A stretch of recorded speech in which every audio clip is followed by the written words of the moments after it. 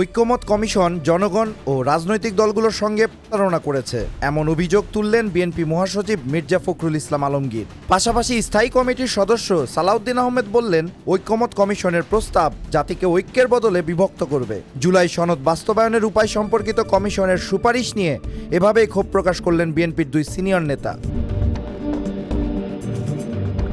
জীবন অবাক না করলে কে করবে? 28% মিল্ক ফ্যাটের অবাক করার সাথে ফ্রেশ মিল্ক পাউডার। জীবন অবাক করুক প্রতিদিন। বুধবার জাতীয় প্রেস ক্লাবে এক প্রকাশনা অনুষ্ঠানে মির্জা ফখরুল বলেন, জুলাই সনদ বাস্তবায়নের উপায় সম্পর্কিত যে সুপারিশ দিয়েছে ঐক্যমত কমিশন, তাতে বিএনপির নোট অফ ডিসেন্ট বাদ দেওয়া হয়েছে, যা জনগণ ও রাজনৈতিক দলগুলোর সঙ্গে প্রতারণা।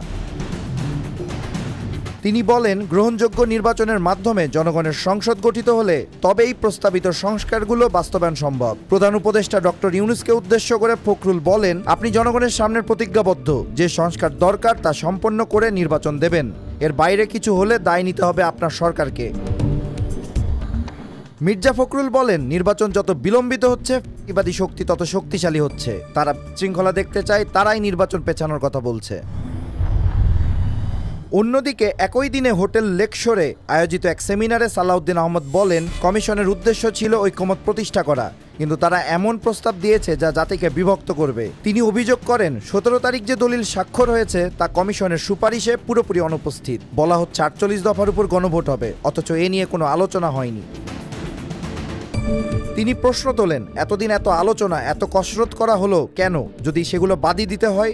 সালাউদ্দিন আরও বলেন, আরপিও ও জোটের প্রতীক নিয়ে যা করা হচ্ছে তা অগণতান্ত্রিক। আগে যে কোনো দল জোটবদ্ধ হয়ে ইচ্ছা করলে নিজস্ব প্রতীকে নির্বাচন করতে পারত, এখন তা হঠাৎ করে বন্ধ করে দেওয়া হয়েছে।